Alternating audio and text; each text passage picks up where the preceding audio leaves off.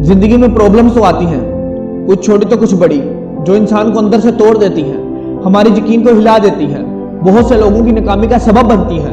पर आज अगर ये वीडियो आपने एंड तक देखी तो आप इतने काबिल तो हो जाओगे कि अपनी प्रॉब्लम्स का डटकर सामना कर सकोगे। प्रॉब्लम्स ये नहीं होती कि जिंदगी में प्रॉब्लम्स हैं, बल्कि सबसे बड़ी प्रॉब्लम ये है कि हम इसका सोल्यूशन नहीं ढूंढते, हार मान लेते हैं, आगे नहीं बढ़ते, प्रॉब्लम फेस नहीं करते, भागते हैं, लेकिन भूल जाते हैं कि हम प्रॉब्लम से नहीं खुद से भाग रहे हैं।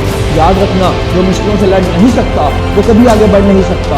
जो शख्स खतरा मोल लेने की जरूरत नहीं रखता वो जिंदगी में कुछ नहीं कर पाएगा। इस वीडियो में मैं आपको एक अजीम बंदे की दास्तां सुनाऊंगा जिन्होंने अपनी जिंदगी में हजारों प्रॉब्लम को फेस किया और आपको अपनी प्रॉब्लम्स इनके आगे छोटी लगने लगेंगी।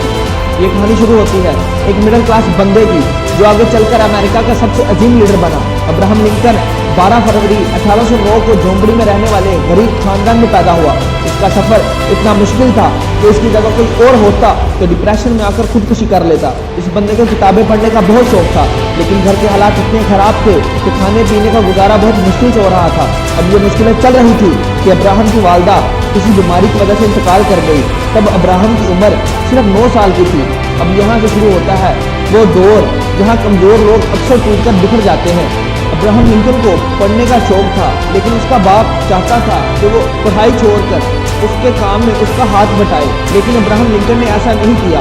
उसने एक नाव बनाई, नदी के एक किनारे से दूसरे किनारे लोगों का सामान ले जाने लगा और बचे हुए टाइम में खेतों में काम करने लगा। कुछ दिनों बाद उसे दुकान में एक नौकरी मिल गई और वहीं पे काम करते करते उसने खुद से लॉ की पढ़ाई शुरू कर दी। कुछ देर के बाद उसे पोस्ट मास्टर की जॉब मिल गई। कई दिनों पोस्ट मास्टर की जॉब करने के बाद उसने लोगों की परेशानियों को देखते हुए सियासत में आने का सोचा। उसने एमएनए का इलेक्शन लड़ा, लेकिन बुरी तरह हार गया और अपनी जॉब छोड़ने की वजह से पैसे भी खत्म हो चुके थे जिससे वो शादी करना चाहता था। एक बीमारी की वजह से उसकी भी मौत हो गई। सब कुछ उस बंदे के खिलाफ था, पर उसने हार नहीं मानी। ये बंदा इतना डिप्रेशन में चला गया कि खुद को चाकू छुरियों से दूर रखने लगा, इसलिए कहीं कि वो खुद को ही ना मार ले। लेकिन वो अपने दोस्तों की मदद से एक बार फिर इलेक्शन में खड़ा हुआ और जीत गया। साथ ही उस बंदे ने जो लॉ की पढ़ाई की थी उससे वो गरीब लोगों के लिए मुफ्त में केस लड़ने लगा।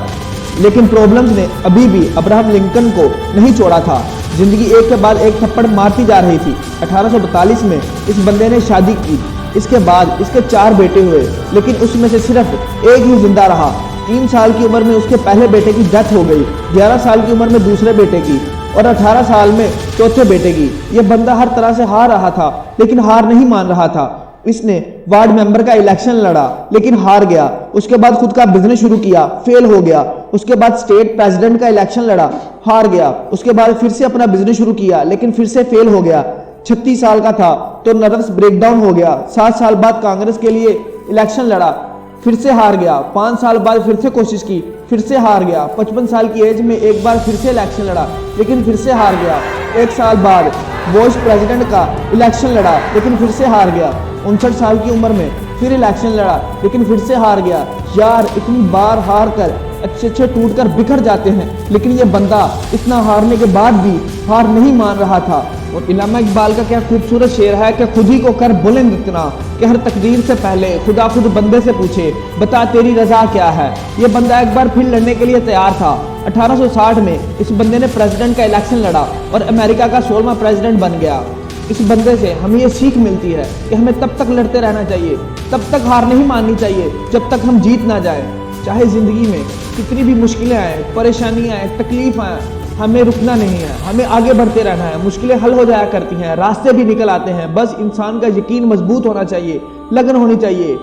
याद रखो, आप अपनी प्रॉब्लम से कई गुना बड़े हो। जिंदगी किसी की भी आसान नहीं होती मेरे दोस्तों। जिंदगी भी एक दफा मिली है और वो भी हम रोने धोने और शिकायतों में गुजार दें। नहीं, हम ऐसा बिल्कुल नहीं करेंगे।